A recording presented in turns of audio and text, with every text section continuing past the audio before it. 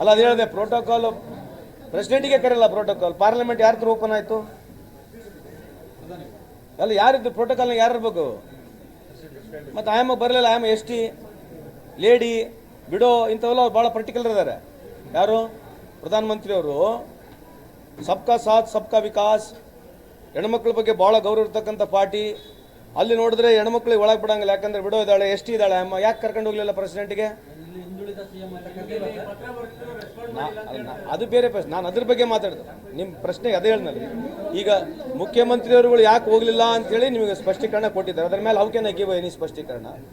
When we are talking but protocol ಉಲ್ಲಂಘನೆ ಅಲ್ಲೇ ಮಾಡ್ತಾರೆ, ಅದ್ರ ಬಗ್ಗೆ ಚರ್ಚೆ ಆಗಲಿ ಅಂತ ನನ್ನ ಮಾತು. ಯಾಕಂದ್ರೆ ಸುರ್ಜೇವಾಲಾ ಅವರು ಒಂಟೊಂದು ಸಭೆಗಳು ಮಾಡ್ತಾ ಇರೋದೇ ಅಭಿಪ್ರಾಯಗಳ ಸಂಗ್ರಹ ಮಾಡಕ್ಕೆ ಅನ್ನೋದು ಚರ್ಚೆಗಳು ನಡೀತಾ ಇದೆ. ಕೆಲವರು ಬದಲಾವಣೆ ಆಗಬೇಕು, ಡಿ ಕೆ ಶಿವಕುಮಾರ್ ಅವರು. ಈಗ ಇನ್ನೊಂದೇನಂದ್ರೆ ಈ ಪವರ್ ಶೇರಿಂಗ್ ವಿಷಯ ನೀವು ಭಾಳ 2 ವರ್ಷದಿಂದ ಕೇಳ್ತಾನೆ ಇದೆ, ಕರೆಕ್ಟ್ ಹೌದಿಲ್ಲ? ಈಗ ಹೊಸಾದ್ ಬಂದಿದೆಯಲ್ಲ ಗುಳಿಗೆ ಮಾರ್ಕೆಟ್ನಲ್ಲಿ, 75 ವರ್ಷ ಆದ್ಮೇಲೆ ರಿಟೈರ್ ಆಗ್ಬೇಕಂತೇಳಿ ಹೊಸ ಗುಳಿಗೆ ಇದೆಯಲ್ಲ, ಇದ್ರ ಬಗ್ಗೆ ಚರ್ಚೆ ಆಗ್ಬೇಕಲ್ಲ. ಯಾವ್ದು ಅಲ್ಲ, ಈ ಗುಳಿಗೆ 75 ವರ್ಷದ ಗುಳಿಗೆ ಕೊಟ್ಟರೆ ಯಾರೀಗ? ಒಂದು ನಿಮಿಷ ಸಮಾಧಾನ. ಅಲ್ಲ, ನಮಗೆ ಆ ಪಾಲಿಸಿ ಹೆಂಗಾಗತ್ತೆ? ನಾವ್ ಹೇಳಿವ ಪಾಲಿಸಿ, ಬಿಜೆಪಿ ಪಾಲಿಸಿ ಹೇಳಿದೆ. ಈಗ ಅವ್ರ ಉತ್ತರ ಕೊಡ್ಬೇಕಲ್ಲ. ಅಂದ್ರೆ ಇನ್ನು 5-6 ತಿಂಗಳನ್ನಾಗೆ ಪ್ರಧಾನಮಂತ್ರಿ ಚೇಂಜ್ ಆಗ್ತಾರ? ಯಾವ ದೊಡ್ಡ ಚರ್ಚೆ ಆಗ್ಬೇಕೀಗ?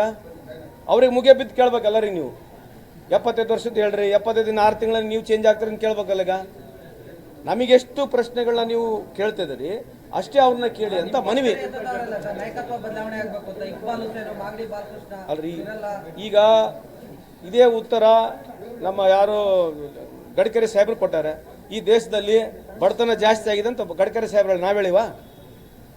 ಬಹಿರಂಗವಾಗಿ 3 ಸಲ ಹೇಳಿದ್ದಾರೆ. ಸೌಕಾರನೇ ಆಗ್ತಿದ್ದಾರೆ, ಬಡವರು ಆಗ್ತಾರೆ ಅಂತ ಹೇಳಿ ನಾವ್ ಹೇಳಿದ್ದೇವೆ. ಇದನ್ನ ಯಾರು ಹೇಳಿದ್ದಾರೆ? ಮತ್ತೆ ಈ ಪಹಲ್ಗಾಮ್ ಇಶ್ಯೂ ಇಲ್ಲಿವರೆಗೆ ನಡೆದಿದೆ. ಎಲ್ಲಿ ಹೋಮ್ ಮಿನಿಸ್ಟರ್ ಬಾಯಿ ಬಿಟ್ಟಿದಾರ? ಹೋಮ್ ಮಿನಿಸ್ಟರ್ ಕಾಣ್ತಾರ? ಹೋಮ್ ಮಿನಿಸ್ಟರ್ ಎಲ್ಲಿ ಬಂದು ಮಾತಾಡಂಗಿಲ್ವಾ ಈ ವಿಷಯದಲ್ಲಿ? ಏನು ಹೋಮ್ ಮಿನಿಸ್ಟರ್ಗೆ ಸಂಬಂಧನೇ ಇಲ್ವಾ ಇವೆಲ್ಲ? ಇಂಥ ಚರ್ಚೆಗಳು ಆಗ್ಬೇಕಂತ ನಿಮ್ಮ ಮುಖಾಂತರ ಮನವಿ ಮಾಡ್ಕೊಳ್ತೀವಿ. Thank you.